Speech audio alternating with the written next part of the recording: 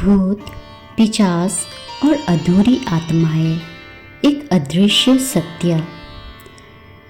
मृत्यु का नाम आते ही हमारे मन में डर और रहस्य की एक लहर सी दौड़ जाती है, पर उससे भी ज़्यादा भयावह लगता है मृत्यु के बाद भटकती आत्माओं का विचार।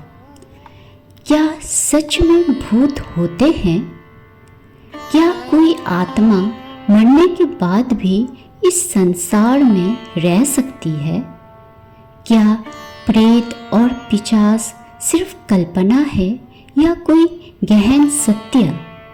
आज हम जानेंगे वो बातें जो आपको सिर्फ डराएगी नहीं बल्कि समझ और करुणा से भर देगी। भूत, प्रेत और पिशाच तीन अलग अवस्थाएं। सद्गुरु बताते हैं कि मृत्यु के बाद व्यक्ति की ऊर्जा तीन अवस्थाओं में हो सकती है। प्रेत, जब मृत्यु के बाद आत्मा मुक्त नहीं हो पाती, इसका कारण हो सकता है अधूरी इच्छाएं, अत्यधिक आसक्ति या असमय मृत्यु। पिशाच, एक ऐसा प्रेत जो नकारात्मक विचारों, आक्रोश या हिंसा से भर चुका है।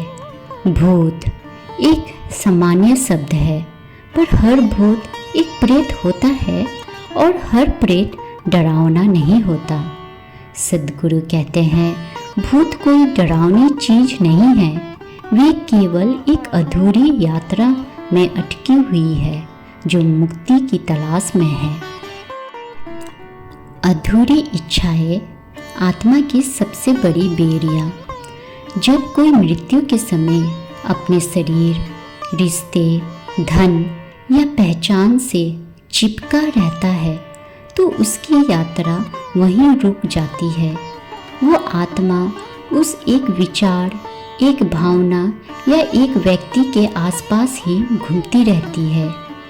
आत्महत्या, हत्या या अचानक मृत्यु से गुजरी आत्माएं भी इसी श्रेणी में आती है, क्योंकि उन्होंने अपनी जीवन यात्रा को अधूरा छोड़ दिया। ऐसी आत्माएं भू चेतना से ऊपर नहीं उठ पाती और जब कोई ध्यानशील व्यक्ति या ऊर्जा वाला स्थान उनके करीब आता है तो वे वहाँ आकर्षित होते हैं। साधना का प्रभाव और भटकती आत्माओं का आकर्षण। सद्गुरु कहते हैं, ध्यान और साधना करने वाले लोग एक प्रकाश स्तंभ जैसे हो जाते हैं। उनके चारों ओर ऊर्जा की एक तीव्रता होती है जो आत्माओं को अपनी ओर खींचती है। इसलिए कई साधकों को मेडिटेशन के समय कुछ महसूस होने लगता है, कभी हल्का कंपन, कभी भारीपन, कभी कोई उपस्थिति। ये डरावनी नहीं बल्कि जागरूकता की मांग करती है। इसलिए सदियों से ऋषि मुनियों ने विशेष ध्यान क्रियाओं द्वारा इन आत्माओं को शांति दी है। अंतिम संस्कार, पिंडदान और कर्म। भारत की परंपरा में मृत्यु के बाद पिंडदान और श्राद्ध का इतना महत्व क्यों है? क्यों हम गंगा में अस्थियां प्रभावित करते हैं? क्यों हम तर्पण करते हैं? यह सब सिर्फ कर्मकांड नहीं है बल्कि एक विज्ञान है। पिंडदान से आत्मा को ऊर्जा मिलती है, श्राद्ध से उसे मानसिक समाधान और तर्पण से मुक्ति। ध्यानपूर्वक किया गया यह सब एक भटकती आत्मा को उसके मार्ग की ओर प्रेरित कर सकता है। भूत प्रेत से डरे नहीं, समझे और मुक्त करे।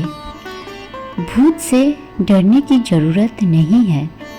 सद्गुरु कहते हैं, डर सिर्फ तब तक है जब तक समझ नहीं है। जैसे ही आप जानने लगते हैं, डर ज्ञान में बदल जाता है। अगर आप साधक हैं, ध्यान कर रहे हैं, तो भटकती आत्माओं की उपस्थिति भी आपके लिए एक साधना का अवसर बन सकती है। किसी भटकती आत्मा को शांति देना सबसे बड़ा पुण्य माना गया है। मृत्यु एक यात्रा है और हर आत्मा उस यात्रा में पूर्णता चाहती है। अगर हम समझ के साथ इस रहस्य को देखें तो मृत्यु भी एक आध्यात्मिक अवसर बन सकती है। अगर आपने इस वीडियो से कुछ नया जाना तो लाइक और शेयर ज़रूर करें और सब्सक्राइब करें ताकि आप अगला भाग मिस ना करें। मृत्यु के क्षण में वातावरण का प्रभाव और अंतिम संस्कार की भूमिका।